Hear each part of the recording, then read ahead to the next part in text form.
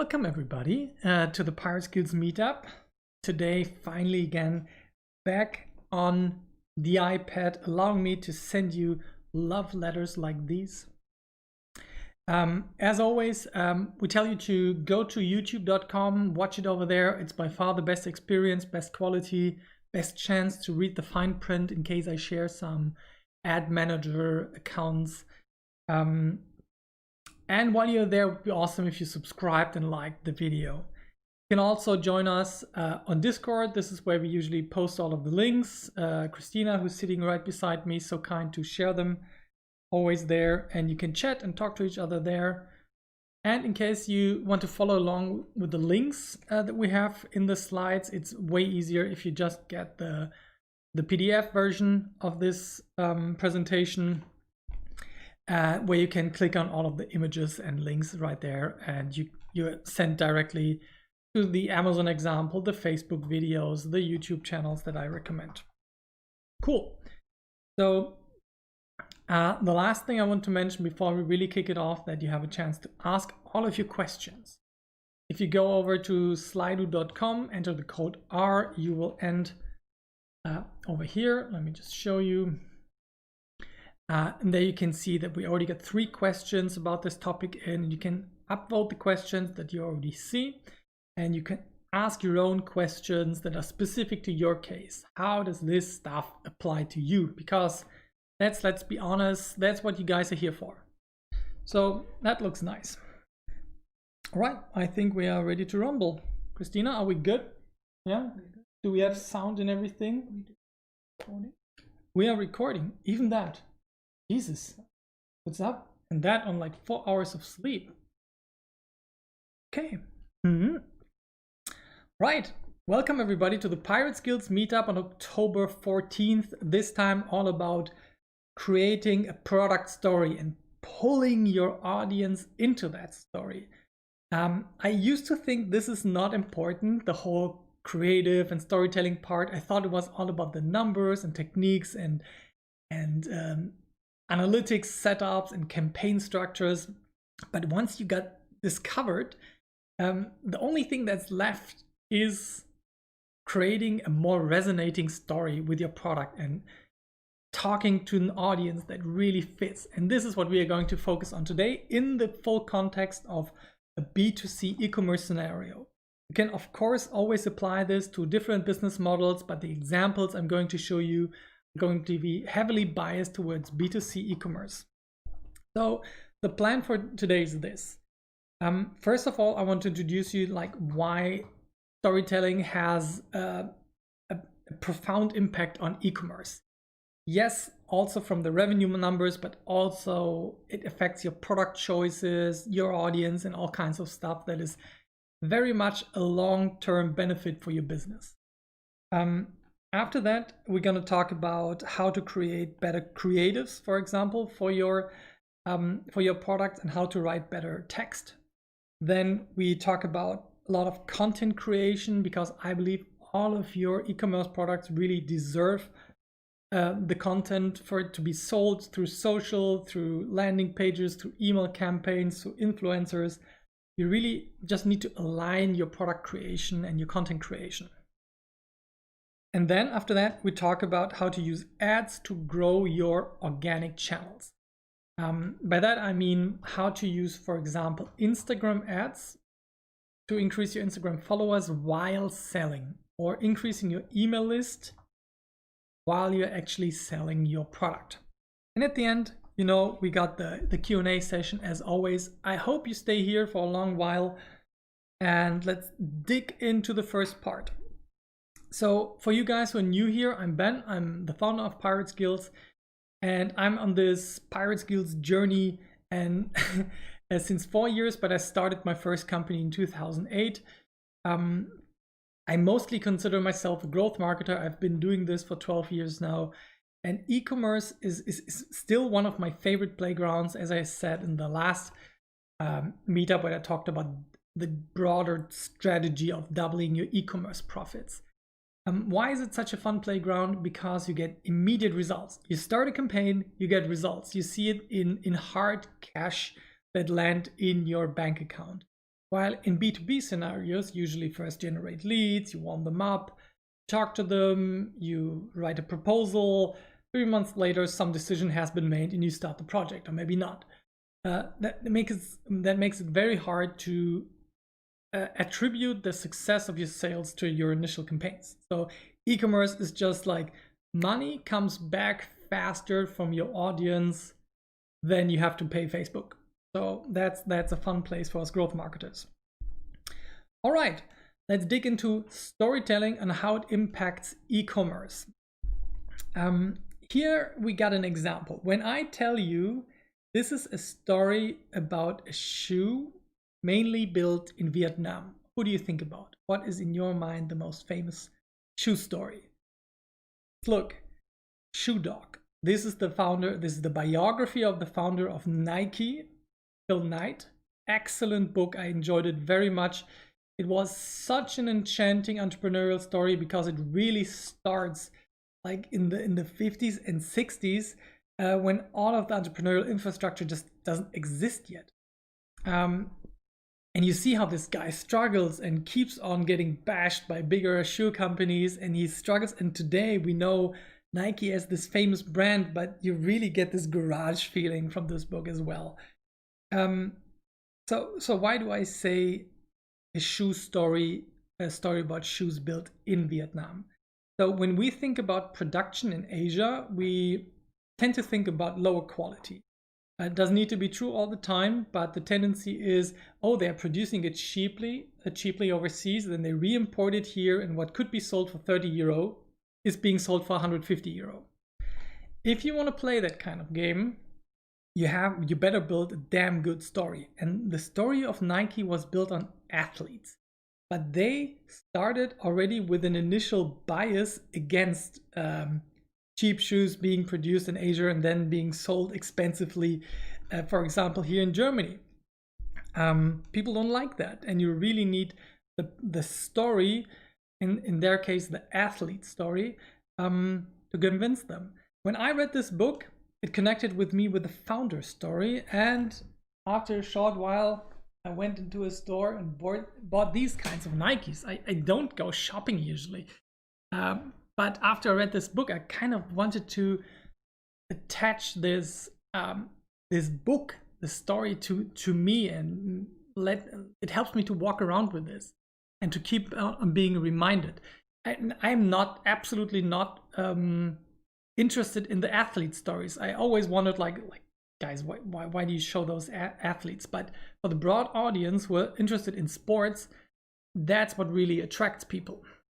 And if you read the book, you really see how large the impact of the athletes were on Nike and how much those brand deals affected the growth of the company. Very amazing. But there is another shoe story that I like even better. And this is a story about shoes not built in Argentina, but for Argentina. I think this is an even more powerful story. This is the story about Tom's Shoes and its founder, Blake Mycoskie. And the book is called Start Something That Matters. And I don't think there's a better book about the meaning of storytelling and purpose and meaning in e-commerce. So this guy went to Argentina and he saw all of those kids running around without shoes. And you maybe be thinking like, okay, what's the big deal about it? It's warm over there. But when you don't have shoes, you get blisters under your feet. When you get blisters, you get sick. When you get sick, you can't go to school. If you don't go to school, you miss the education. And a whole economy can suffer under this, a whole society. So he thought, okay, I want to build shoes for those kids, but what is the best way to get there? So he went fundraising. He wasn't very successful at it. And then he thought, fuck it, let's create a company where we do a one-by-one deal for our customers. Every time somebody buys a pair of Tom shoes, we donate a pair of shoes to kids in Argentina. Today, they're doing this, for example, not only with shoes, but with spectacles, and they're expanding their efforts worldwide. This is by far my favorite social entrepreneurship story because it's driven, impact is actually driven by profit, and it creates this independence and from donors who are always welcome to buy more shoes. But he really builds an engine that supports a cause that he's following. And you can imagine that this has been a huge PR boon for the company. They were the first one who have done this kinds of stuff, this kind of deals, the 1-for-1 story. And they are kept on being published in big fashion magazines. Big influencers are willing to wear their shoes just to be connected to this contribution part, to the 1-by-1 story. Absolute fascinating book, well written, and very interesting for us entrepreneurs. So you can see how story, in the case of Nike, really helps them to overcome this bias of, okay, why are those cheaply produced shoes so expensive? And on the other hand, Tom's Shoes, who builds a story a completely different way through the 1-by-1 story and the purpose-driven approach, and that touching the people who want to support those efforts, while still wearing stylish shoes. I also have a pair of Toms at home. You see how different that is, and imagine how this applies to your products, to your business. Do you have a purpose, a cause behind your product, or are you just selling some kind of weird widgets on Amazon that can be reproduced everywhere else? So let's dig into that. So the reason why I said it this way is, if you focus on, even with the start of your product, if you focus on the necessity to tell a great story, it forces you to sell a worthy product. And one of the biggest problems I see today with entrepreneurs in e-commerce, especially in this scene of Amazon FBA, that they completely disregard the answer is, am I actually selling a product worth selling? Yeah, and a product that has a worthy story behind it. All that is being checked out is, how cheaply can I import it from Alibaba? How for high can I sell it? How can I outcompete my few competitors that just keep on cloning the stuff that I tried to go on with first? So I love this. If you focus on storytelling in e-commerce, it forces you to sell a worthy product. The second point is, it keeps on connecting you to the purpose. Once you have done this entrepreneurial journey a couple of times, Pirate Skills is my number 8, of course you want to build a profitable business. You want to build something that has impact, where you can build a team and have fun and maybe get investors, maybe bootstrap it, whatever tickles your fancy. But what becomes more and more important is that you want to do something that is meaningful to you. And if you force yourself to really go for a story-driven approach, then it keeps on reminding you why you are doing what you're doing. And even if your widget isn't that meaningful in your opinion, we're going to look at that. We're going to find ways how to position your product as a solution for your customer, yeah, and how to position that as the way to get where they want to go. It also helps a shit ton to stand out. I tell you, there are at least 20 different people who are using like this keychain solution on Amazon that are selling the exact same product with the same color, just with different white label branding. It is so ridiculous, and everybody keeps on jumping on this FBA train. And very few out of that scene, but there are a few definitely, who have understood that it's not enough just to replicate Alibaba stuff, but to actually build a brand, to build a community around an area of products, and to then be somebody who you want to go to because you selected quality wherever you import it from. It's totally fine to import from Alibaba, but if you do not stand out, you're gonna be driven out of the market by somebody who's just willing to sell it cheaper. And there's always somebody stupid enough to be willing to sell it cheaper. So that also makes it really hard to be copied if you have a story attached to it that is worth being told. I'm going to show you a couple of examples, but one I want to tell you about right now is Klarheit. Klarheit is a coaching calendar, and there are a lot of those calendars out right now. And what is the difference between them? It's very hard to tell for the customers. It is the story that is being told and the focus of the product that makes it so unique and so outstanding within all of the 20, 30 different coaching calendars that are out right now. And it also makes really good business sense, because as in the example of Nike, you can afford higher margins. You can produce the shoe for 20, 30 euro and you can sell it for 150 euro because you make it so desirable.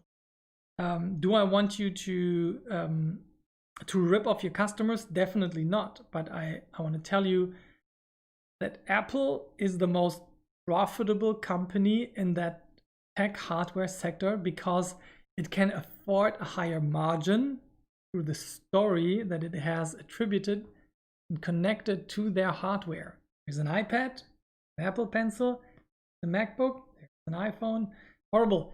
But you're streaming this on a Windows PC, but don't tell anybody. All right, so let's look at a couple of those projects that I've worked with and that are really close by here from the vicinity of Cologne. Here we look at Klarheit. Klarheit is the coaching calendar I just mentioned, and they position themselves as the anchor in the chaos of everyday life. It is a very physical, very consciously analog tool that helps you to focus. It helps you to understand that those digital solutions are not everything and that they can distract you and confuse you, and that it's a way to slow down, stay in touch with what your values are and what you really want. And of course, it's very easy to tell a story around this transformation process. But this was 100% a conscious choice by the founder, Sandro, who I met last week. So this is a good example. Then we have another very, very different example. Here we have a supplement company for sports nutrition that focuses on the creation story of an influencer, of a hero. The guy you see on the picture is Simon Teichmann. He has a YouTube channel that is part of the Body IP brand. And he drives the interest and he drives the credibility. He stands with his name for the quality of the product. And you know there is somebody who you can personally look up to, who stands in, who co-creates those products, very hands-on, who uses them himself. And this increases the trust factor, and it increases the reach, of course, that you have for e-commerce products. So that's also a very nice way to attach a story to your product. Then our last example is John Lennon. John Lennon has a product line in Germany in this market called DM. It has the label like ohne Gedöns, without the lethal stuff, the unhealthy stuff in it. And it has this claim like what touches you becomes part of you.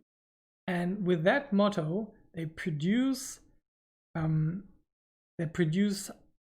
beauty articles and bags and all kinds of interesting portfolio product style online experience for a group of people who are very interested in buying products that are not poisoned by chemicals, and they can really sell their hand washing lotion for about like 4 times the amount of the normal Nivea hand soap on Amazon, and they rank in the top 5 to 10 for the search term hand soap.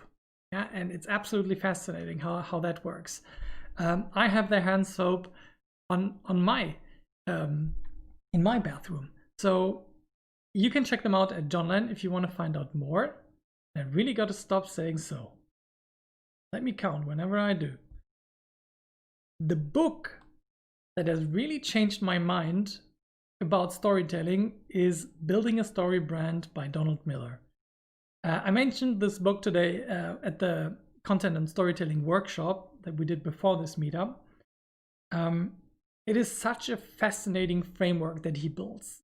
If you're interested in storytelling at all in the context of how it applies to really to business, this is the book to go for. If you have any other book recommendation, please feel free to share. But the framework is so clear, and it's so inspirational when you are on the content creation path and think about how to build content for your story. Once you have filled out this brand script, on this free tool at mystorybrand.com, that is accompanied by videos that explains everything. It's totally free. In a great piece of content marketing in itself, you will see that you have clarified your message and you have defined your audience to such a different extent than before that you will have a shit ton of ideas for your social media, for your advertising, for your newsletters, for your landing pages. To me, it's a treasure trove. I hope you like it. So that was again the so. To find the story in your product, you have to ask yourself a couple of questions. What's the transformation that your product is providing? When you think about beauty articles, like what's the transformation? You want to feel beautiful, but in a sustainable way that is good to your body and friendly to the environment. If you think about the example of body IP and the supplements, you want to become stronger, fitter, leaner version of yourself. You want to become the best version of yourself. And those products help you with the transformation process. Of course, you have to do a lot more than just use the product, but that is clear to everybody. And in the case of Klarheit, I think it's most clear because they focus so much on the character transformation of you starting in chaos and being maybe confused and overwhelmed and then gaining clarity. Klarheit means clarity. And figuring out what to focus on and then sticking to that focus. I really love it. Then, if you can't think of any kind of transformational process, I know it sounds a bit too highty-mighty, then think about just in terms of what's the job that your customer is hiring your product for. Wash my hands. Get clean hands. Like, keep it simple, but focus on that job in your communication. Then, if you want to stay with the more storytelling analogy, who is the potential hero or even villain in your story? A hero in the story should be your customer, first of all, but what's the desired outcome of this hero, and who is trying to get the hero off the path? For example, the villain in the product story of Klarheit is this phone. It is the distraction. It's everything goes digital. Everything has to go faster, faster, faster. That is the villain in the story of Klarheit. And the hero is the person who's committed to staying clear and focused. Then how are you guiding the hero on their journey, your customer, on the journey to that transformational process? You are in between the position where people are currently in and where they want to go. You put your product and the content marketing you have in the context of your product in between that journey. You keep on helping them step by step to get from where they are to where they want to go. And the last interesting question is there a wrong you are writing in the world? let's say you are Blake Mycoskie, yeah, from the book I've just talked about in the first part of the video. He is righting the wrong that kids in Argentina have to run around with bare feet, can't get an education because they get sick, and the whole society suffers under it. And he solves that problem. So do you have a wrong that you're writing? This is just a beginning. This is a start. Those are starting points to turn your business into a more story-driven product work. All right, if that sounds cool to you, you can check out a lot more of that on our YouTube channel. You go to getpirateskills.com/YouTube, or you're already there. Please leave a sub. We are beyond the 500 subs now, working on the first 1,000. It'd be really appreciated if you helped us out. So that concludes the part where we give you I gave you like the essence of what storytelling in e-commerce. Now let's look into the very first of the series of 15 growth hacks that will help you to double your e-commerce profits. And the first one is all about better product creatives and texts. See you in the next part. If you have any questions about this so far, you can go over to slido.com, enter the code R, and you can add your questions to this and upvote the question that you already see here on the screen. That would be really appreciated if we had a nice, rich conversation at the end of this meetup, and it makes it much more personal and meaningful for you guys. Yeah, so head over there. So, oh, there it was again. Let's get deep into the first of the 15 growth tactics that helps you to double your e-commerce profit. First one is a better product story and better product creatives. What do I mean? Let's take this beautiful organizer that is not Klarheit. Klarheit costs 35 euro. This organizer costs 279 euro. How do you sell a no-name organizer for 279 bucks? That is an interesting question.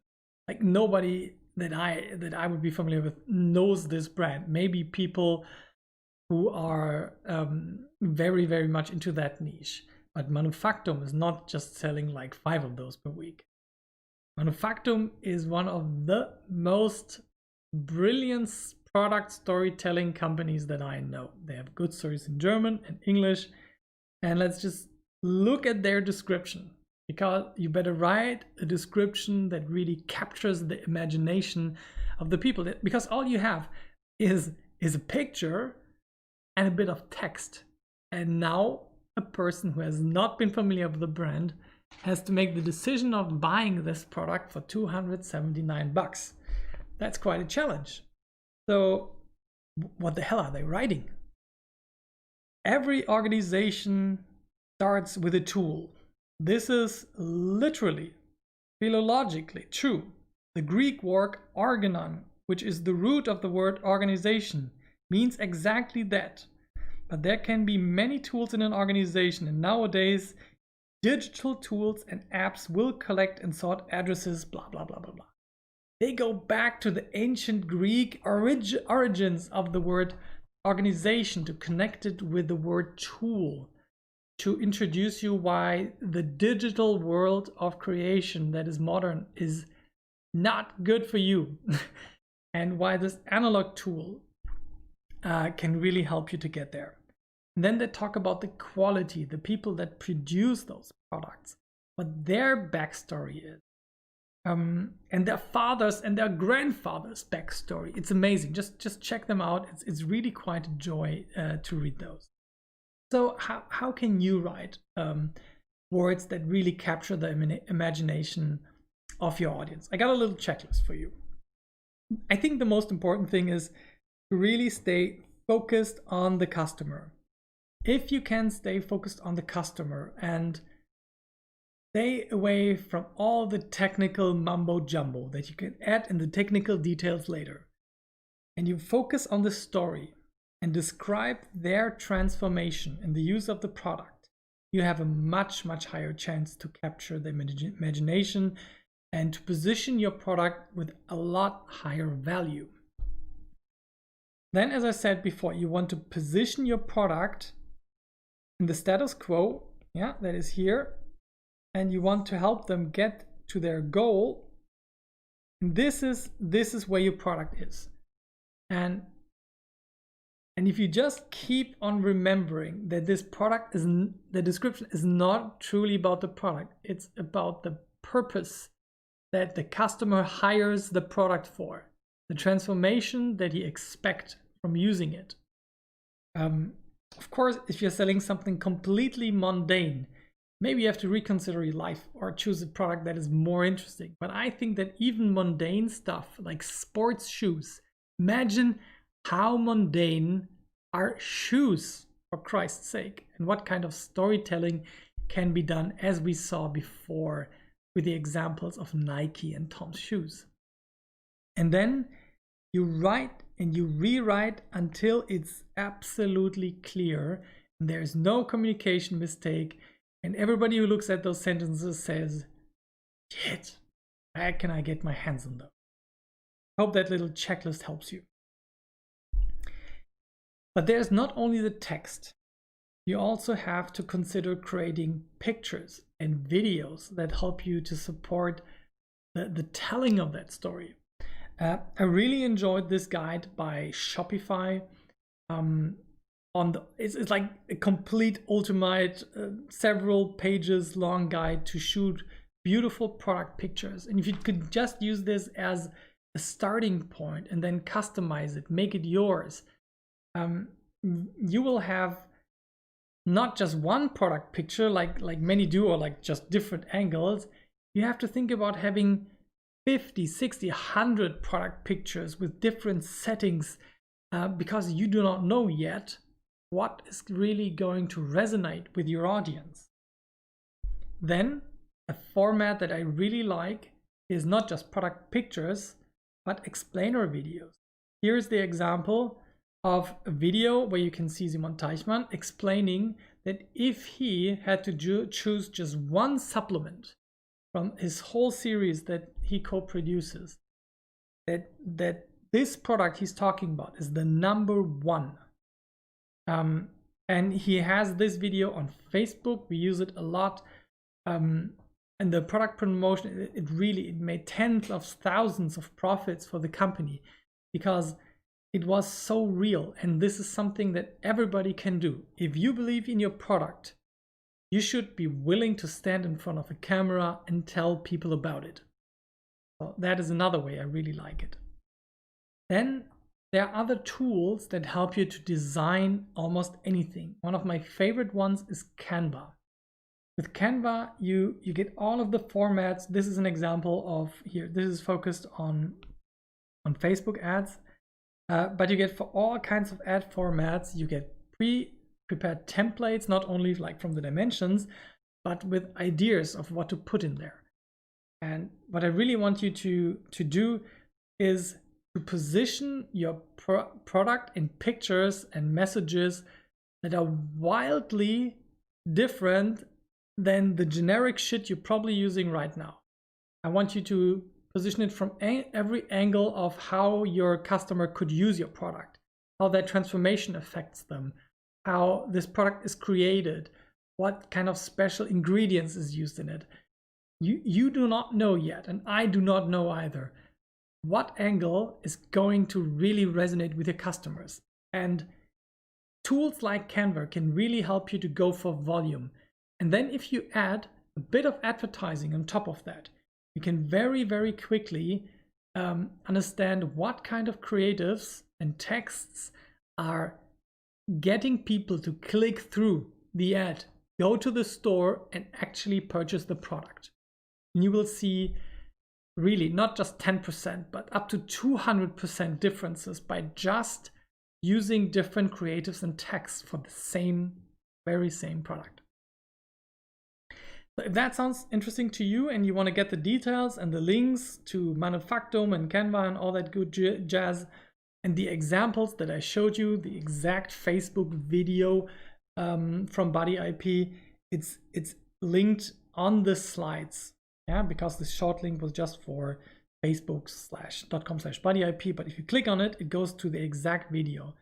To get the PDF, you go to get.pirateskills.com/product-story, and there you can not only get this pair of slides, yeah, those slides, but all the ones that we have published before. And there are no strings attached. You just have to register once, you become part of the community, no costs involved. And you would really do me a favor if you would help us to reach our first 1,000 subscribers on YouTube. So head over there, leave us a like and a comment, but most important of all, leave a sub and ding the notification bell.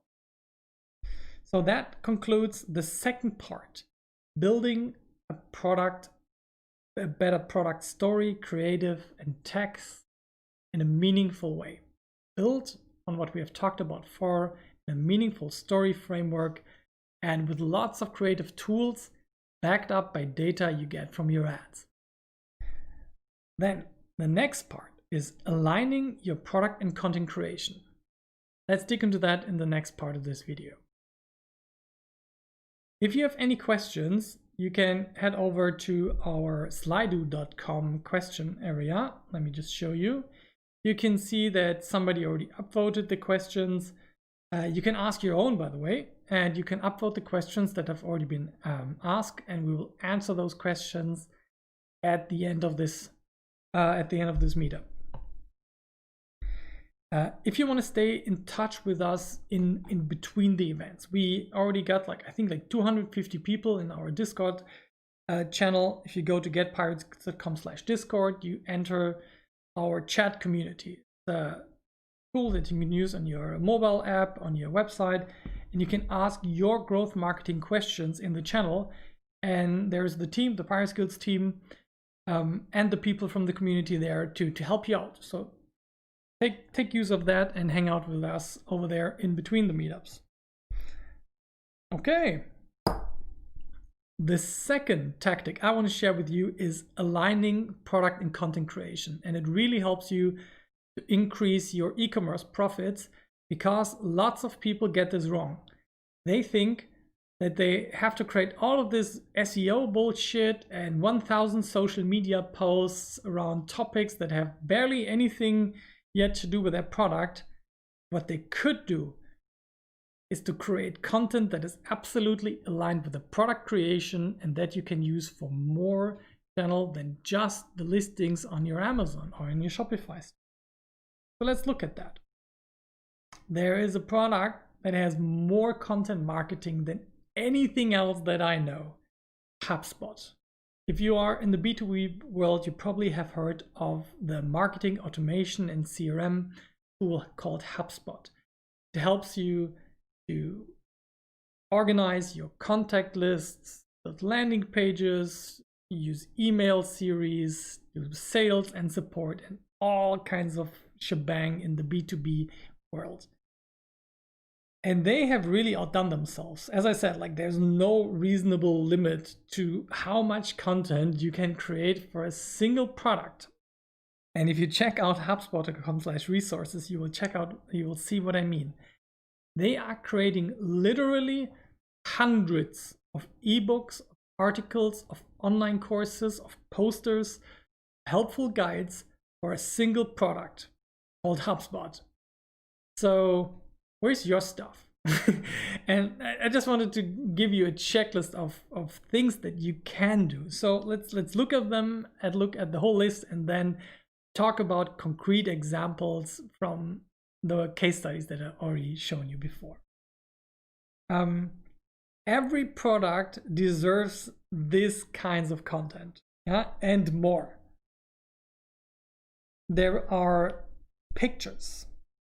So pictures you need in a ton of ways. You need pictures for your product shots that are just clean, just showing the products. You need them with atmosphere. You need them with people on it, without people on it, with messages on them. You need all kinds of pictures and graphics. And what I want you to do is, when you create a picture, use it as often as you can. when you have a product shooting, I'm so angry when people go out with those 5 perfect product shots when they should have come out with 50 shots.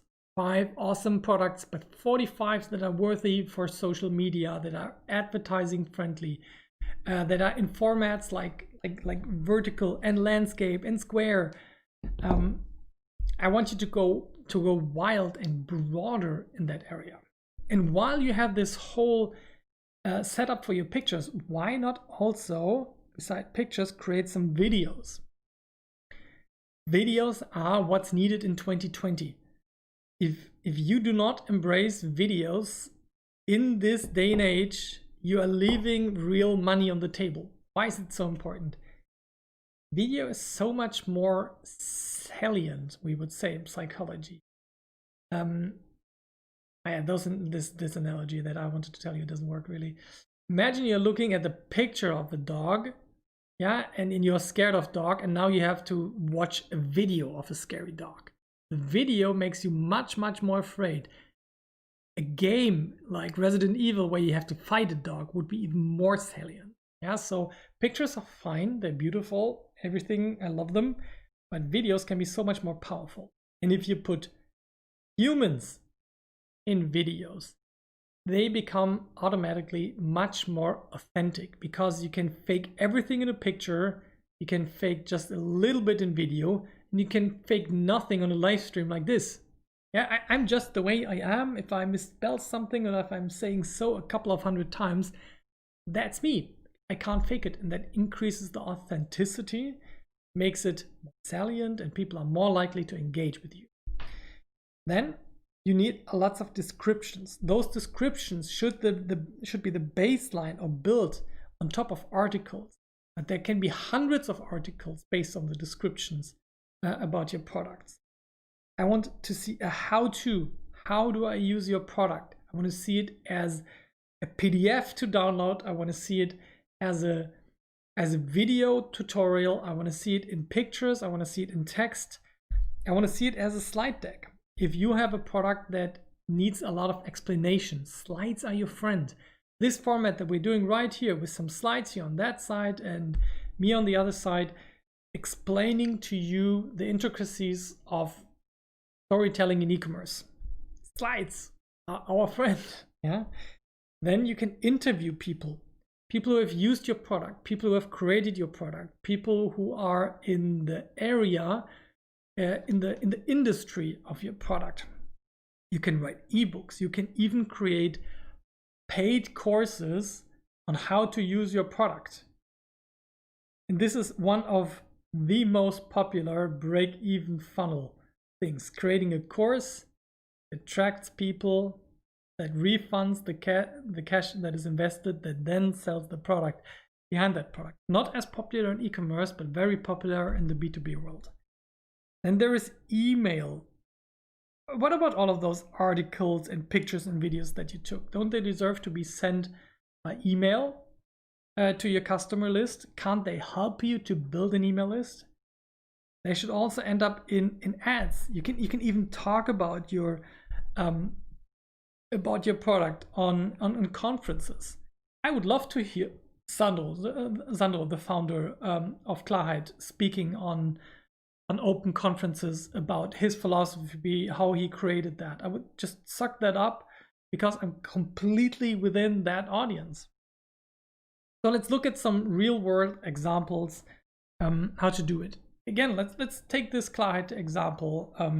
You can check them out at halloklarheit.de. Really beautiful product, well crafted, an amazing team, a small, nice team about it, but very powerful team. Here you can see Klarheit as the calendar. They have several products, but we are talking about the Klarheit calendar now, as a simple product picture. White background, very clean, fits with their brand. But for example, Amazon requires you to do such a clean picture like that. It has to have a white background. But you could also create a product video like this one. This is Klarheit as product video, very focused and centered around this this product, no humans really visible. You can check it out on this with this Amazon link. But then we also have Sandro, the founder of Klarheit, standing in front of the camera and explaining how to use Klarheit. There are many different tools within this coaching calendar, and all of those tools can be explained, and there can be examples and case studies about how people filled it out, what was helpful, what was not helpful, what are like tips and best practices to use it. This is Klarheit as an article. They have written many articles on their blog.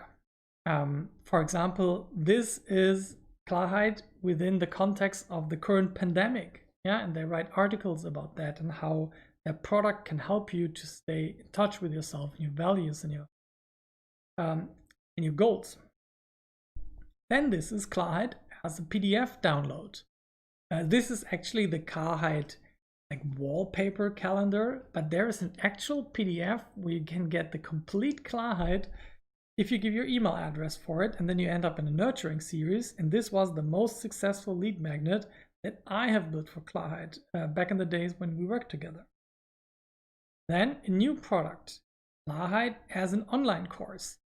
Here you can buy a 6-week online coaching for €129 in an e-commerce experience, and then after that an e-learning experience. The calendar costs $35, but for the people who are in that process of working on themselves, investing €129 into a more immersive experience with videos and tools and guidebooks is absolutely reasonable, and it can increase the customer lifetime value immensely. It's absolutely not to squeeze money out of people. It's about fulfilling the purpose that he set for himself, that began with one product and then can stair-step into different levels of support. So that's what I mean by every product deserves content. Now you could argue, like, how am I supposed to do this with 50 to 60 products? Then I would ask yourself, do you really need 50 to 60 products? Shouldn't you take the time to tell the story that is worth telling about the products who are worth being sold? Maybe both sides are correct, but I think I've seen more entrepreneurs being successful with single products than with a portfolio. John Lennon is a good example where a portfolio way of business can work quite well. Think about your product. Think about how all the pieces that you have to create for your product anyways can contribute to many channels, not just your product listing, but to email list, to your ads, to all that good jazz. So that concludes that part of this meetup. Aligning your products with the content creation process saves a ton of time, and it makes your product marketing a lot more impactful. So the last part that we're going to talk about is how to grow your organic channels with the help of ads. We do that in the next part. So if you have any questions, we got a new question in here. What's your experience with span of attention? Very interesting. I'm going to answer that in the last part. If you want to add your questions, just head over to slido.com, enter the code R. You can upvote the questions and enter your own. All right. I hope you have checked out our YouTube channel, and while you're there, you can sub if you like. Let's go to our growth marketing strategy number 3 to double your e-commerce profits. This might be my favorite one in this segment. Growing organic channels with ads. Usually there are those two types of people. I'm doing everything organically. I want to do everything with ads. I want to show you how there is a synergy between those two. I talked about it in the last meetup a little bit, and today I want to show you examples on how you can apply this idea. So let's just look at this Instagram channel from Body IP. You can see that it has 18,000 followers. They have built this on the back of good content that is always needed, but also a shit ton of Instagram ads. And what you see is that they, by investing in Instagram ads that have been profitable, of course, the side product is that you build this organic Instagram channels. And since they are now above 10,000 followers, they, for example, get the swipe up stories, which again is access to free traffic. And you know that an Instagram follower is actually still worth something. It's not like a Facebook fan that is literally worth nothing, or 1/100th of an Instagram follower. So what kind of channels can you grow? Here are some examples. You can use social media ads to create more followers.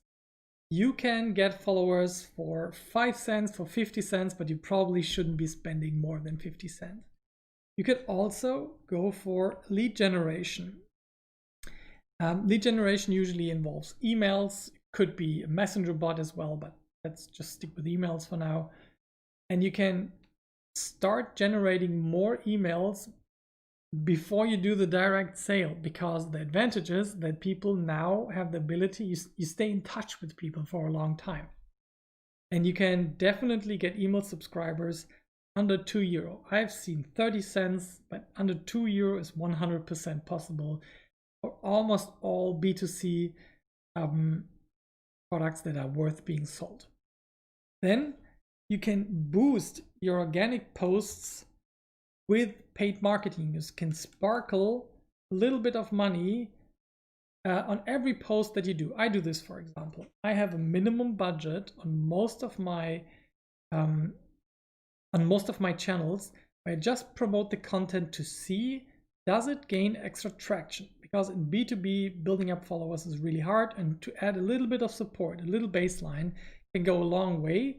And it's also a very simple way to build your organic channels and to bolster them, especially when they start very small and it's very frustrating to create a lot of content that is hardly being seen. So, and the last example is you can use your SEM keywords. That means, for example, your Google Ads search keywords to validate if they are worth ranking for with Google search engine optimization as SEO. If they do not work, you pay for them. They will also very likely not work for you if you rank well for them. So you can save a lot of time and money with your SEO effort. Yeah, you might still want to do it just to have them, but you can prioritize those keywords that are high converting, even though you're not ranking yet for them, because you can test them through search engine advertising. So let's take this real example of how to turn your normal social ads for e-commerce into followers. I think the simplest platform where you can do this is Instagram.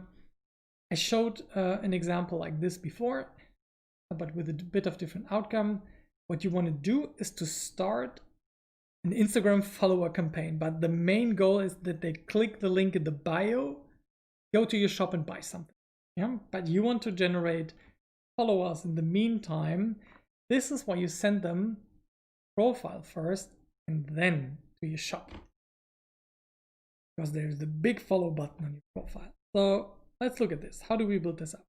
First of all, you have to start this from your Instagram mobile app. This does not work outside of the Instagram mobile app at this point in time. You cannot start this from your Facebook Business Manager. If you try this from the Facebook Business Manager and use a link to your profile, yes, people will land on your profile, but within an in-app browser, within Instagram, where they are probably not signed up, yeah, or logged into Instagram. That makes it very hard for you to follow. So use the mobile app for it, and you can also much better track the results there. You just choose any post or story that you want to do. It should be one that, for example, has your profile tagged on the picture, or it is being mentioned, hey, follow us here, then you get that kind of incentive. It might be an incentive like a discount code. It might be a giveaway or a contest. Yeah, so choose those kinds of profiles, those kinds of posts. As the goal, you choose your profile, and this call to action is only available on your Instagram mobile app. This is not available on Facebook Ads Manager. And choose the best e-commerce audience that you have. For example, a lookalike audience, the 3% of people who are most similar to your current purchasers of your product. And send those people to your post, to your profile, to your e-commerce store. Then you pick a budget that is roughly 10x of what your current cost per purchase is. Let's say your average shopping cart size is 40 euros and you have a cost per acquisition of 10 euro. So you pay 10 euro for one purchase of 40 euro revenue. Then you take the 10x of this cost per acquisition. So 10 times 10 is 100 euro. You put it on this post and then you see how many sales are being driven and how many followers you get. On the mobile app, you can check how many followers you have. And again, this is the only place where you can check how many Instagram followers you got. If you do this on Facebook, or if you started from the Facebook Ads Manager, you will not be able to see it in the mobile app. If you do it for Facebook ads, you can just see the likes in the Ads Manager, but not your Instagram followers. That's only available here. So you check the mobile app for how much money did I spend. In this case, I spent roughly 60 euros and made 194 followers. That's decent. Perfect, but decent. And then you check the Facebook Ads Manager and see if your ads actually made money. How do you notice that? You go into the campaign. This is a screenshot from the last 7 days. Where you can see, these are the number of purchases that I made. And this is the revenue I generated. This is the money I spent. This is the return of advertising spent. And this is the current daily budget. So do I have profitable campaign that ran through this go to my profile journey that are still profitable? Yeah. If this example here, this one, if this would have been, I'm not 100% sure that this is one of the follower campaigns. If that would have been an Instagram follow campaign, then this is something that we can keep up because it produces followers and has a good return of advertising spend. Let's just keep on pushing that. But maybe you can't keep on pushing it because it already has a very high frequency. There's another one that looks quite promising. This one, they still have frequencies that are very reasonable, but as long as it's profitable, you will keep those ads running anyways, right? And why not generate followers while you make profits? Sounds too good to be true. Absolutely possible. So let's look at another method of going first for emails before you do the real sale. This is another way on how to use paid ads to grow your organic channel. In this case, it's growing your email lists before you sell. How does it work? Here's another example from one of our case studies, this time from John Lennon. They have this amazing magic bag. Yeah, they have the magic bag, they have the awesome magic bag, and they have the very awesome magic bag. They have those 3 levels. And on this landing page, you get an incentive to get a discount code, but only if you sign up, for the discount code. If you give them an incentive and then have an email nurturing sequence that of course send them to the store, but they will also check, did people buy the Wonder Box, the magic box, or not? And it will keep on reminding people and try to cross and upsell to different product lines that might fit to them, depending on the customer segment that they are in. This is such an efficient way to Grow your email list. That is the corner, that can be really a solid cornerstone of your marketing. I think Body IP started with like 0 email marketing, and now year later it's like 20-25% of their e-commerce revenue. John Len, same thing. It's magic.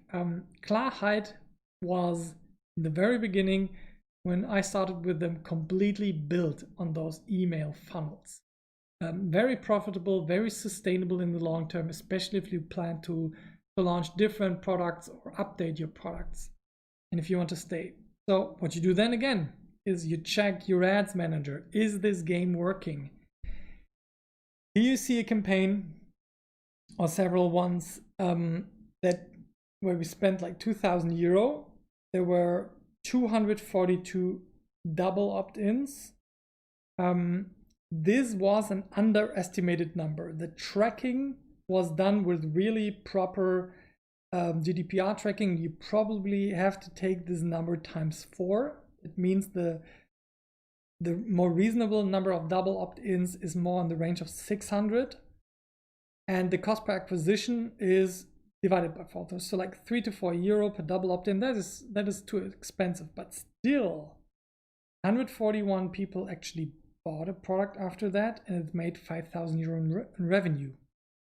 The game looks like this: spend 2,000, earn 5,700, collect 600 email addresses. That's a very fun game to play, yeah, if you can prove that it's profitable. And of course you can optimize those campaigns and keep on working on your lead magnets, improving the email sequence between the purchases, plural, and the initial sign up. This is a very, very big idea if you consider, because this email list is now a reliable source of income. Whenever Klarheit, Body IP, or John Len sends out a newsletter, they make twice as much money as usual on that day, sometimes 3 to 4 times as much money as usual. It's really a little ATM machine, yeah. If that sounds cool to you, and if you want to check out the details of the reports I showed you, we link all of the slides in the description on our YouTube channel. While you're there, you can sub and leave a like. That would be awesome. And that concludes the first 3 strategies that we have in this e-commerce series that is going to run over the last 2 and the coming 4 meetups. And we're going to show you 15 ways to create it today, to create greater e-commerce profits. Today was the focus of how to use storytelling for your e-commerce. The next one is going to be focused on how funnel building and list building will help you. That's the next part, and also right after this comes the Q&A session about product stories. See you then. All right, let's dig into the Q&A on how to pull your audience into your product story. We usually start with a little feedback session. So if you head over to slido.com, enter the code R, you will end up here on our question list. So everybody who is still watching this on Facebook, YouTube, wherever you are, please head over to slido.com and enter the code R. Now we'll now start the poll, in which I have a simple question. How likely would you recommend this specific event to a friend or colleague? Just for me to know how valuable this was for you. If I should do something again about storytelling in e-commerce, or rather not, you would have appreciated something else. You can also write me messages. I will keep the survey up and running, but I will now head over to the question, the real questions. Thank you for the feedback already. All right, just as a little reminder before we get into the questions, the next meetup is going to be on November 4th about boosting your online shop sales with email funnels. So building on top of the storytelling, you now have a good story, you now have good content. Now let's build your list And we really go deep into the strategy that I teased with the John Lenn example. Yeah, and we're going to show you exactly how this is working, and you will be amazed on how easily you can apply this to your own product. Well, let's go back. So let's show the question. Thank you for the feedback. 8 people already replied. Just keep on giving feedback and sending us ideas on how to do it better. All right, the most upvoted question so far is, how do you build trust effectively? With e-commerce, it's really hard because there's something very, very weird that we forgot that is weird about e-commerce. In the time when e-commerce started, everybody was saying like, this is never going to work because you can't touch it in the store. Why should I order it online? How can I have the trust in the merchant?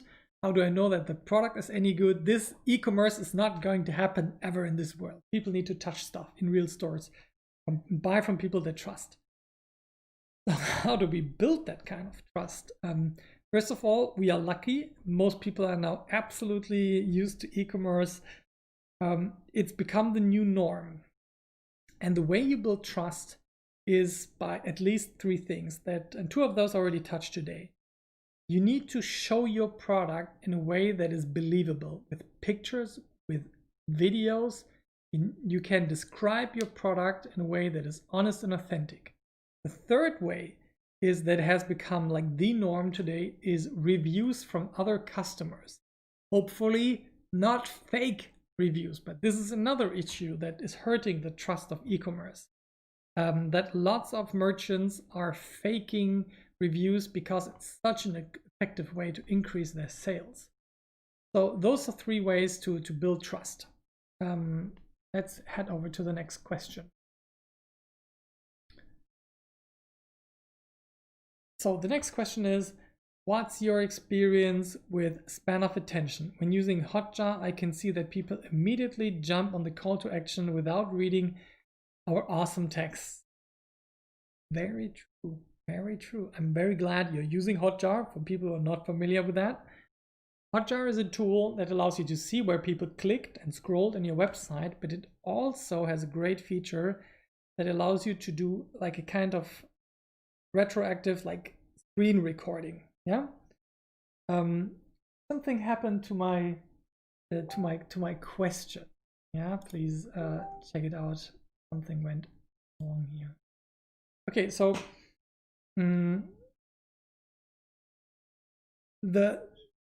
of course there are people who jump on the main call to actions first, but the more involved your product is and the less it is a spontaneous decision, the more they will get involved into the product story and read the text. You also do not know how much they have already read. Maybe this was just the final step of the journey and you just checked out sessions that had a successful purchase. But yes, it is still my observation that people either leave very quickly and that they very often do not read the awesome texts. They still need the feeling that they are there. Yeah, and they need to see the product shots and they need to hopefully see those texts and videos that you recorded in the ads that actually had them land on that landing page with the awesome text. Not everybody is going to read them in the end. That's absolutely true. So the next question is, recently I launched a lead ad as a test, getting leads for €1.60. However, the overall ROAS and number of purchases was way below average of normal ads. Is that normal? So what are we talking about here? We're talking about Facebook or Instagram ads. We're talking about the campaign type lead generation, and we call those ads leads ads. What happens here is that usually you talk about your product, you tell them, hey, you want to get a discount, then click here, and a pop-up on Facebook and Instagram shows up that already has pre-filled form fields. Like your name, your email address is already in there. You just do like the data processing checkbox and the newsletter opt-in, and then can immediately become a lead without going to your landing page. You can of course send them to your landing page afterward. Now, why do you see less purchases than usual? First of all, it's a bit tricky to track the purchases that are coming through those lead generation funnels, because you have the following issue. There might be attribution challenges to the Facebook pixel and Google Analytics of where they think that user is coming from. Do they attribute it to email, or do they attribute it to that campaign? Is that attribution stolen by another campaign with a more recent click because you're doing good retargeting? That's why I recommend the following thing. When you do lead ads, let's say you send them to MailChimp with Zapier. You want to tag the people with the campaign that they came from. And then you want to synchronize your MailChimp with your shop store, let's say with Shopify. And now you can see from which email source, which campaign people are coming, and how much money is attached to that email address in the online store. And that synchronization works really well. That way you will get a much more accurate number of purchases than if you just look into Google Analytics and the Facebook Ads Manager. Another way to check this is if you use Facebook Analytics and use a longer time frame to observe how many people signed up and then at some later stage in their customer lifetime journey became customers. Because that is the main idea of lead generation before sales. You sacrifice some sales now, and seeing a little bit lower numbers is normal. Might even be unprofitable in the beginning, but after a couple of weeks it should be more profitable, and after a year way more profitable than without the lead generation funnel. If you can't get this to work, that's it, that's okay. If not all those tactics are working, go to another one, check that out, try to build this. But this is one of the most worthwhile to put effort in to make them work. Hope that answers your question. Next question. Would you run your Facebook, Instagram ads on break-even level, or try to reach your usual margin? I'm very happy with break-even as long as I get to build up my organic channels. Of course, I prefer higher margins as always, but for a little time, I would definitely burn a bit of profits and just stay break even in order to grow my email list faster, to grow my followers faster. Followers only on the channels that matter. As I said, Facebook followers, I don't give a fuck about anymore. Instagram is awesome, LinkedIn is awesome, Pinterest is meaningful, TikTok, I'm not sure yet. Done not enough on TikTok yet to have a qualified opinion on that. But generally, I'm willing to burn the profit. But usually don't have to. Just try to put an upsell after the first purchase. Meaningful upsell. If you don't have something to upsell, you're doing it wrong. Yeah, have something to upsell and see how that affects your profitability. Upselling is in this way really magical because you have absolutely nothing to lose. Right. Next. It doesn't take too much time to create content for all the 50+ products in my online shop. Good question. So again, as I said during the live stream, is like, should you have 50+ products? And if you build them over time, you should have created content and stories and all the jazz that we talked about, like how-to guides, like videos, like a ton of articles and descriptions about them. You should have done this for each product. If you just suddenly came to have 50 products, I would highly recommend focusing. Focus on the products that have the highest margins for you and that have the highest sales numbers. Start with them, build product stories, build content for them, see how that affects the sale. I usually see that 2 or 3 products are usually carrying a 50+ product store, and focus on those and keep on building one after another in order of profitability. Right, we got a lot of questions. Douche. I thought we didn't have any like 3/4 into the meetup, and now we got 7 left. Thank you guys very much for the engagement. So in terms of paid social and on Instagram, what's the difference between boosting and a paid ad? Pros and cons. On Insta, there's only the promote button, and I don't think there is a difference between boosting and paid ads, but there is a difference between starting your ads from your mobile app and starting them from the Facebook Business Manager. Let me answer the question this way. If you start your ads from your mobile app, you're very limited, and I wouldn't usually recommend it. But what I showed you today in the video parts before was how this is the only way to get people very effectively to your profile and making it much more likely that they become followers, because there's no stupid in-app browser opening up. Yeah, it's straight your user profile. This is the only time when I would recommend using your mobile app to boost or promote your posts. All of your performance campaigns, the good campaign structures, we're going to talk about campaign structures, how to really create tofu campaigns that reach broad new audience, mofu campaigns for people who are engaged, bofu campaigns for people who have been on your website, who started the journey and that you really want to retarget well. That is completely done in the Facebook Business Manager. It's hardly even possible to start that from your mobile app. All right. Next question. Thanks for clarifying social ads, for the clarifying social ads explanations. Why is Facebook Ads Manager that much limited compared to Instagram mobile app? Only in the scenario where you want to track how many followers you get. Why is a very good question. It's just plain stupidity from the ends of Facebook. Probably get this video banned because of that. But it's incredibly weird. Why can they not just create a fucking column that says followers, Instagram followers, Facebook likes? Facebook likes exists. Instagram likes does not exist in Facebook Ads Manager, but on your mobile app. Even that experience is crappy. Do I know why? Nope. They just don't seem to care about us advertisers with whom they make money.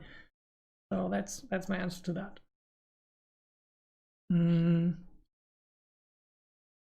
So it's more efficient to focus on Instagram running as brand profile. So let me interpret that as, should I turn my normal Instagram profile into a business profile?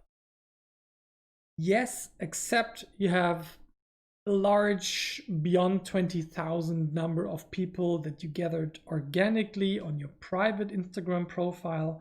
If you have that, it's a bit dangerous to switch it to a business profile, because there is a belief in the community that says that business profiles don't get as much reach as private profiles, even if you switch them back and forth. So, but generally, for normal e-commerce businesses, I would definitely say that the business profiles are the way to go. It's necessary for any kinds of automated posts, for ads, for better analytics. So yeah, I would say go for the brand profile, aka the business profile. 4 questions. So how can I save time when I want to create a lot of video content for my products? We actually made a meetup about that, how to create more video content faster. Just check them out on pirateskills.com. But the gist is that you want to have a setup like this. I just press the record button on my camera and in the software called OBS that I'm using, and I'm pretty much ready to live stream, to record, to do anything. You want all of the setup process to be out of the way. And if you can make a little product photography, video creation set in your office, that is incredibly helpful to save a lot of time in the product creation. Another way to save time is to not to try to do too much editing. For example, if you do explainer videos, record them in one go, cut the beginning and the end, that's it. If you go into the whole editing shenanigans, first of all, people who can do it really good are very expensive. Second of all, they take so much time to create a single videos.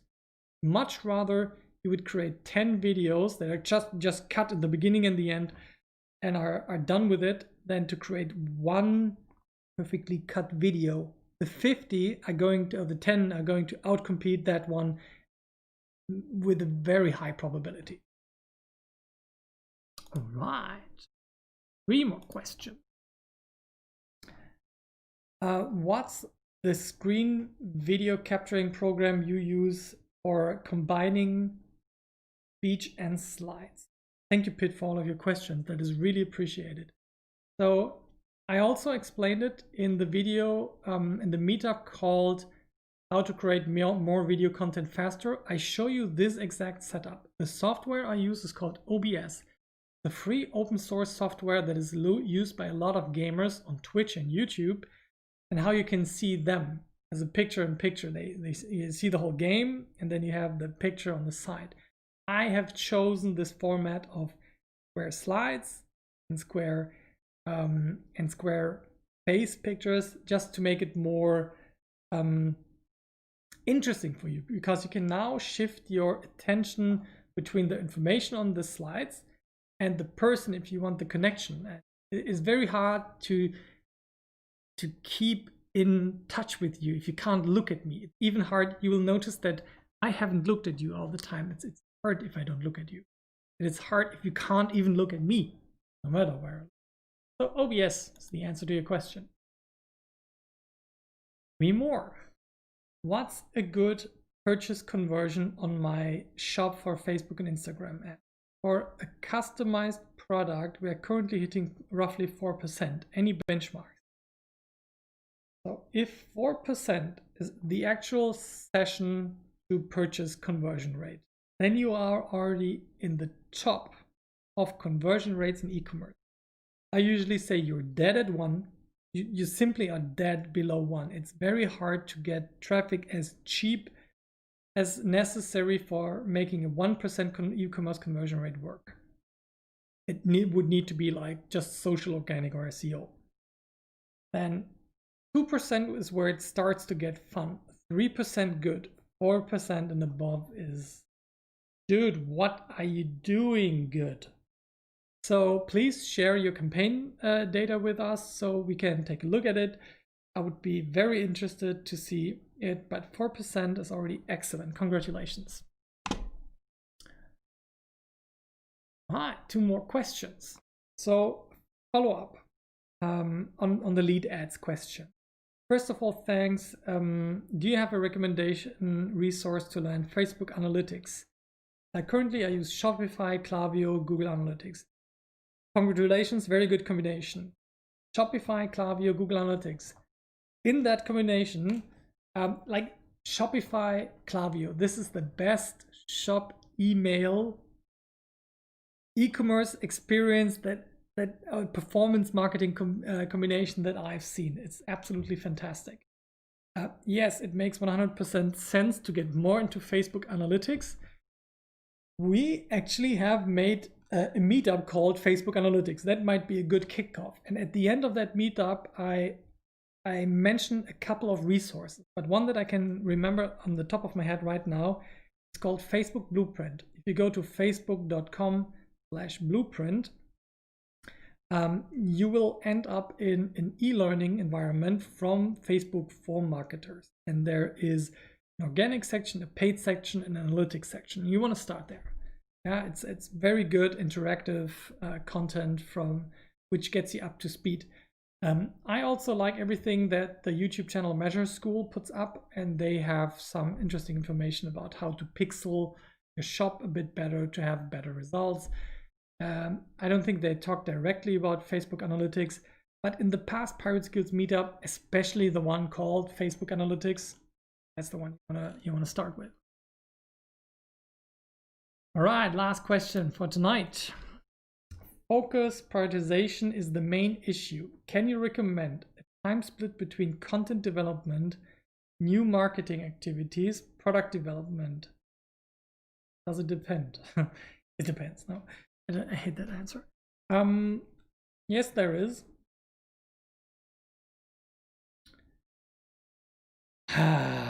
So the only thing that you need to know is like which stage of the product creation are you in.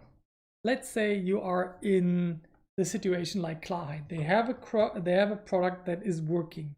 Of course, they are improving. They're improving this product based on the feedback, but they're like releasing a new version every year with some improvements in them. But in the meantime, some of the people focus on developing new products that are complementary to Klarheit, the calendar.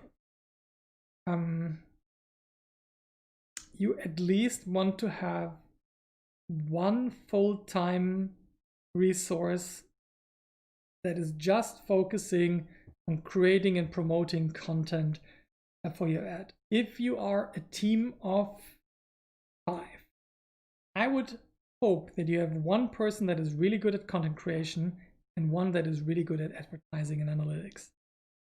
That is a good ratio, 2 out of 5. So maybe 2 days out of 5, if you're doing this solo, should be enough to create content and to keep your promotions in check. If you're a team of 5, 2 out of 5 should be involved in that process. The rest should focus on organizational processes and product development. Alrighty, this was the last questions. Guys, thank you very much for participating. That was very enjoyable. So again, if you want to come to the next meetup, you're very welcome. Go over to getpirateskills.com/email-funnels. This is going to be focused very much on this part that we also got several questions about: how to use lead ads, what kind of email sequences do you use, which tools like MailChimp and Klaviyo and ActiveCampaign can you use to boost your online sales with emails. So I hope to see you there. And if you want to dig deeper in any of those topics, we have got a complete workshop series built around those 6 core sets. If you want to check it out, go to growth.pirateskills.com. We're very transparent and open about the prices there. No hidden fees or anything. Just contact us and I'll answer any question you might still be having. My last favor for the night to you guys, thank you for the feedback that we already got, would be to head over to YouTube and sign the fuck up, please, for our beautiful channel. We're working on the first 1,000. We need to get it over with us. So go over there, subscribe. I'm watching. Right, that's it for tonight. See you the next time. Checking out. Bye bye.